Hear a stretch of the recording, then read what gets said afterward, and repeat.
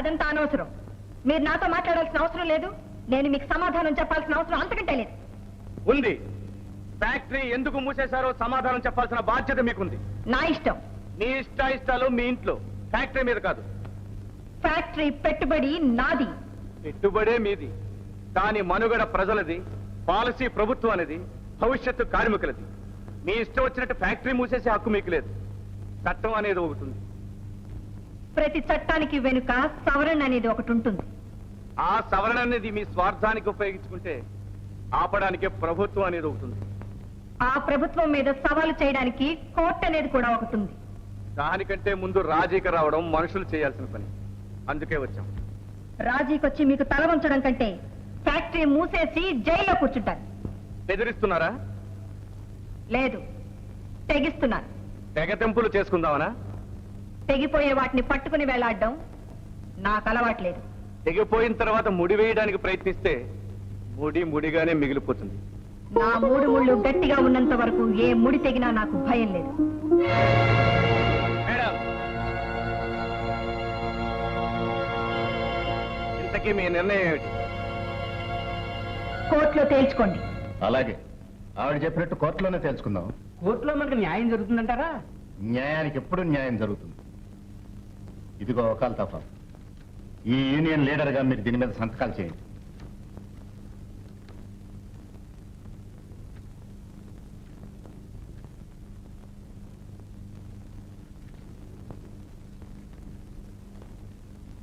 Gita,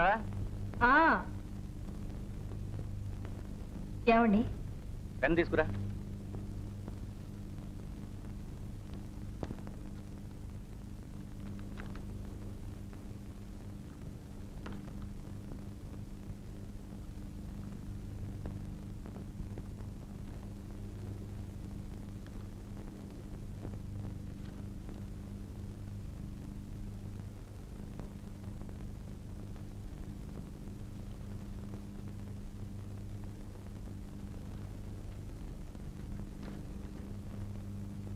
wish you all the best mister Ramu. Thank you sir. మీ వర్కర్లకు తప్పక విజయం కలుగుతుంది. వస్తాను. పేదవాళ్ళకు న్యాయం జరిగేటట్టు ఈ కేసులో మేము గెలిచేటట్టు ఆశించాం.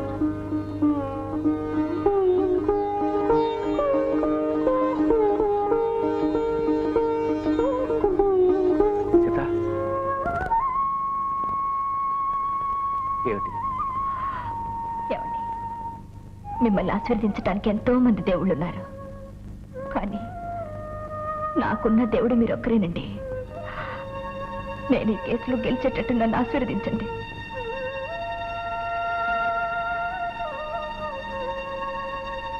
న్యాయానికి తప్పకుండా విజయం కలుగుతుంది.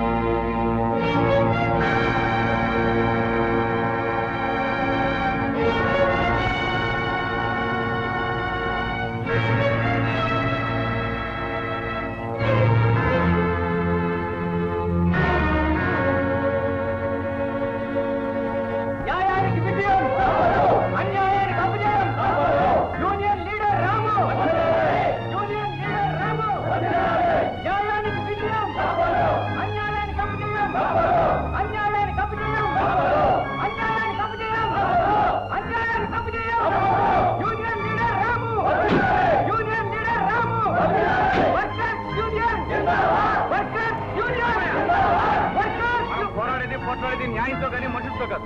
అనవసరంగా అవతల వాడిని అవమానించడం రెచ్చగొట్టడం మంచిది కాదు. ఈ విషయం ఇంతటితో ఆపండి. పదండి.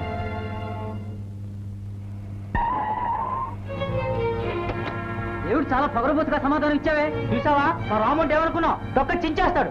వర్కర్స్ అంటే ఏమిటో ఇప్పటికైనా తెలిసిందా? నీ దగ్గర డబ్బు ఉంటే నెత్తికేసి కొట్టుకోయింది. ఓడిపోయిందిరా. నోరు మూసేయాలండి.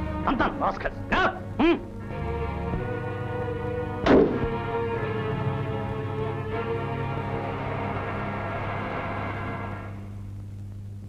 ఫ్యాక్టరీ లాకౌట్ చేయడానికి సిద్ధపడితే వర్కర్లకి గతంలో ఇవ్వవలసిన బోనస్సులు 2 సంవత్సరాల జీతం నష్టపరిహారంగా చెల్లించవలసి ఉంటుందని కోర్టు వారు తీర్మానించడమైనది.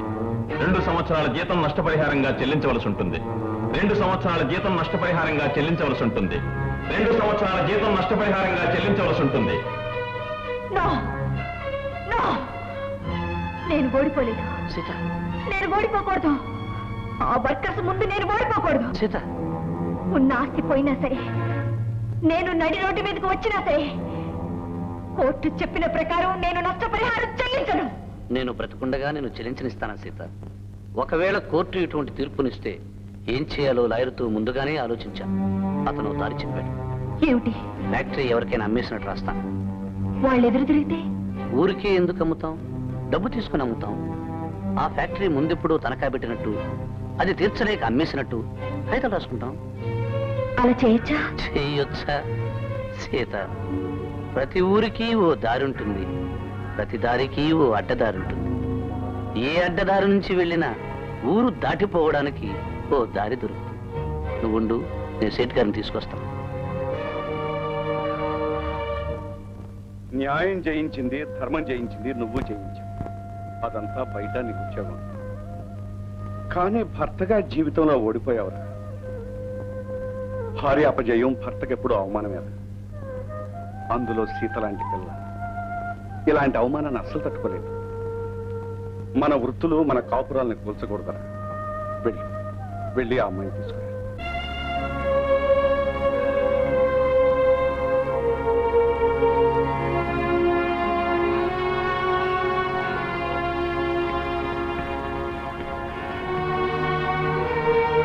సీత,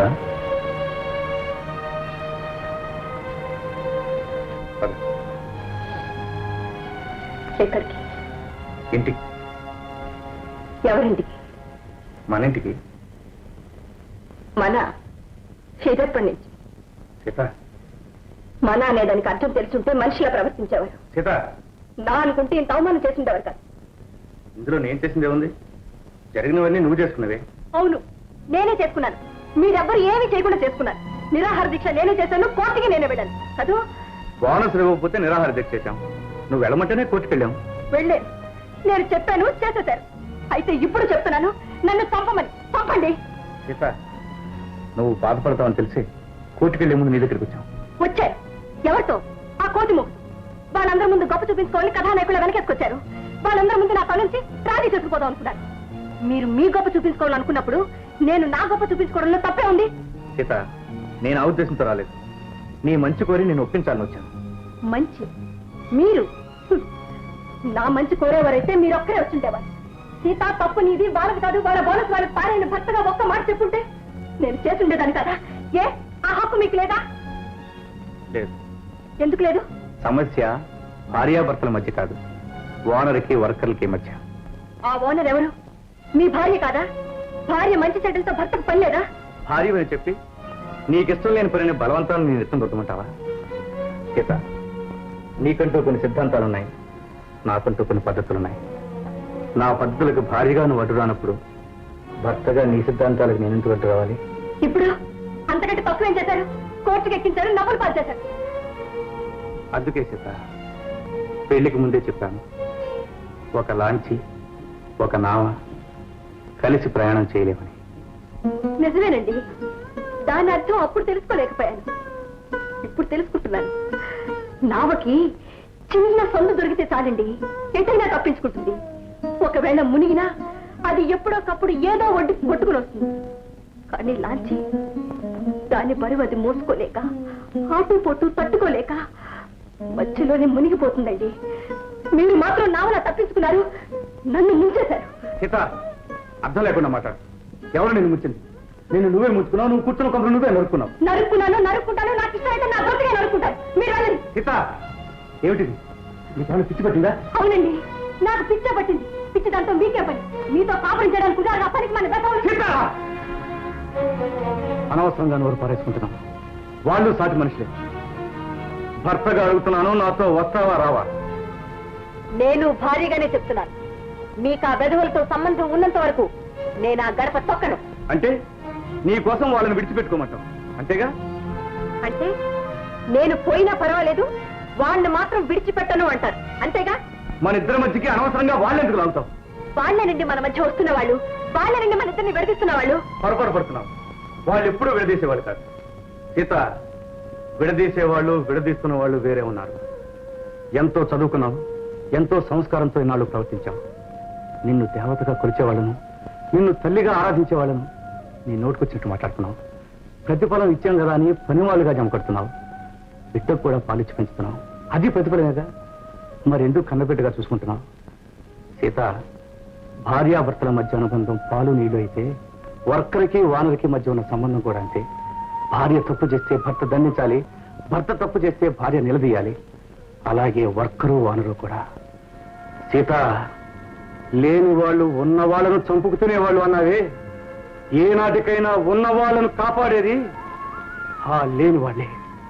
అది తెలుసుకో.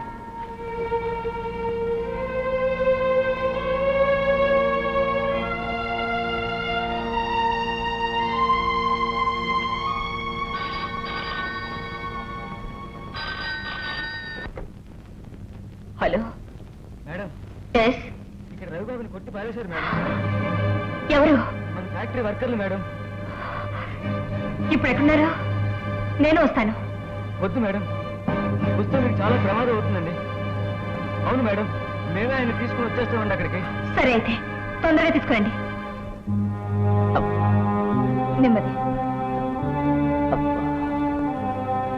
మీరు వెళ్ళండి. జాగ్రత్త బావా. బావా, ఏమైంది? ఏమి లేదు సీత. నేను సీటు దగ్గరికి వెళ్ళి వస్తూ ఉంటే కోర్టు దగ్గర నిన్ను చూసి నవ్విన వాళ్ళు కనిపిస్తే ఉండబట్టలేక అడిగాను. అన్నం పెట్టి అన్నపూర్ణమ్మను చూసి నవ్వుతారా అని. ఎవర్రా అన్నపూర్ణమ్మని ఫట్ఫట్టని వాయించేశారు. పొరపాటు నాదేనేమో సీత. వాళ్ళు వెధవులని తెలిసి వాళ్ళ నోట్లో నూరు పెట్టాను. లేదు బావా, వాళ్ళ అంతు చూస్తే గానీ నిద్రపోను. వద్దు సీత, ఈ సమయంలో ఆలోచనే గాని ఆవేశం పనికిరాదు. నేను సీటు దగ్గరికి వెళ్ళి మాట్లాడొచ్చాను. వారు రేపు ఉదయం వస్తారు. నీ డాక్యుమెంట్స్ ఇచ్చి డబ్బు తీసుకుని. సీత. ఏం బావా? బావా, బావనే. ఏమిటిది? నాటకం. మరి ఆ కట్లు? వేషం. దేనికి? సీతనెత్తుకుపోవడానికి. స్టూపిడ్. ఎందుకింత మోసం చేశావు? రావణుడంతటి వాడికే తప్పలేదు వేషాల ట్రబుల్స్. ఆఫ్టర్ ఆల్ నేనేమిటి ఓ చిన్ని విలన్. చూడు, నేనేం చేస్తాను. సినిమాల్లో ప్రతి హీరోయిన్ విలన్ దగ్గరకు రాగానే చెప్పే మొట్టమొదటి డైలాగు ఇదే. పోలీసులకు ఫోన్ చేస్తున్నావా పిచ్చిదాన? ఇంట్లో టెలిఫోన్ల మూతే కాదు, ఈగల మూత కూడా లేదు. అన్ని మూతలు కట్. ఈ ఇంట్లో ఏం జరిగినా బయట ప్రపంచానికి కట్. నీకు గుర్తుందో లేదో రామాయణం. సీతనెత్తుకుపోవడానికి రావణుడు లైన్ ఎంత క్లియర్ చేసుకున్నాడో తెలుసా?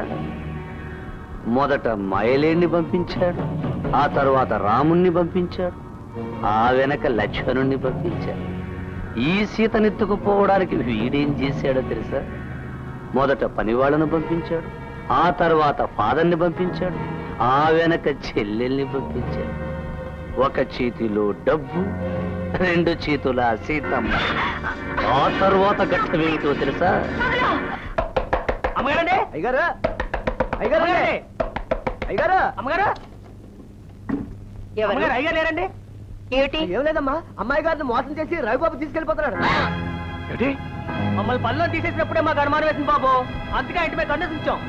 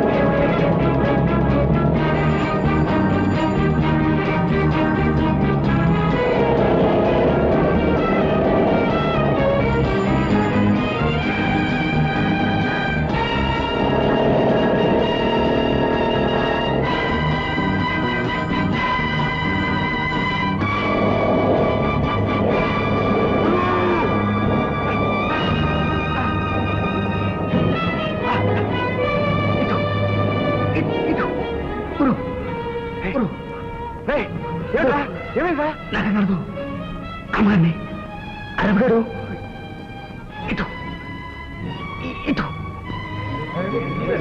ఇటు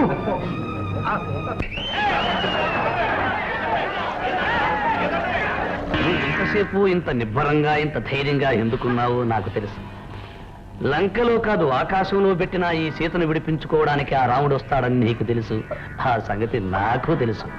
అందుకే ఏరు దాటి తీసుకొచ్చాను. వాళ్ళు రావడానికి కొంత టైము పడుతుంది. ఈలోగా నేను అనుకున్నది జరిగిపోతుంది. టైం అయిపోయింది. నీ రాముడు వచ్చే టైము అయింది.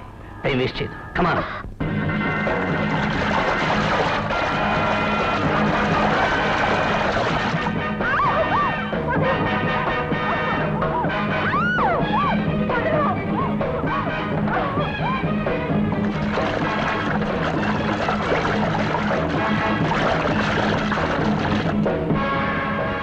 సార్ సార్ సార్ ఆ వానరమోగంతా వచ్చేస్తున్నారు సార్.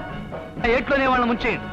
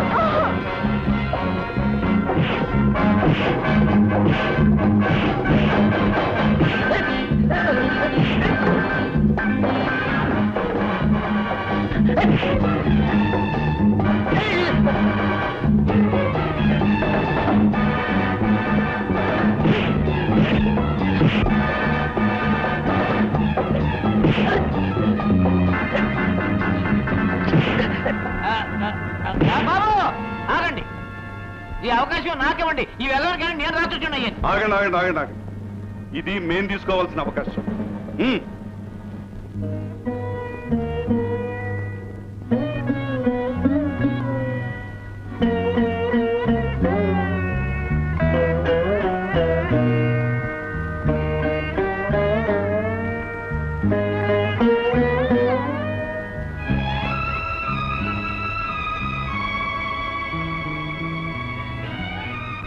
సీత, ఈ వర్కర్లంతా ఉన్న వాళ్ళని చంపుకు తినేవాళ్ళు అన్నావే.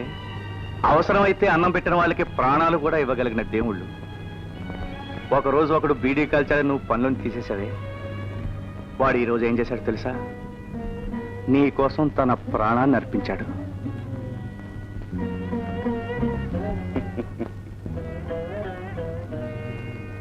కుటుంబంలో భార్యాభర్తల కలహాలు లాంటివేనమ్మా, వర్కర్ల ఓనర్ల కలహాలు కూడా. అసలు వర్కర్లు ఓనర్లు భార్యాభర్తలని చెప్పడానికే మీరిద్దరూ భార్యాభర్తలయ్యారే. ఈ మాట నిజం. భార్యాభర్తల సంబంధం ఎంత పవిత్రమైందో వానరు వర్కర్ల అనుబంధం కూడా అంత పవిత్రమైంది. భార్యకు భర్త మీద, భర్తకు భార్య మీద కోపం వచ్చినప్పుడు 4 మాటలు అనుకుంటారు. రాత్రులు ఇంటికి రాకుండా స్ట్రైకులు చేస్తూ ఉంటారు. మాట్లాడకుండా మౌనవ్రతం వహిస్తారు. అప్పుడప్పుడు భోజనం మాని నిరాహార దీక్షలు కూడా చేస్తూ ఉంటారు. తరువాత భార్య బ్రతిమాలడము, భర్త బ్రతిమాలడమో జరుగుతుంది. మళ్ళీ మామూలే. వర్కర్లు వానర్లు కూడా అంతే.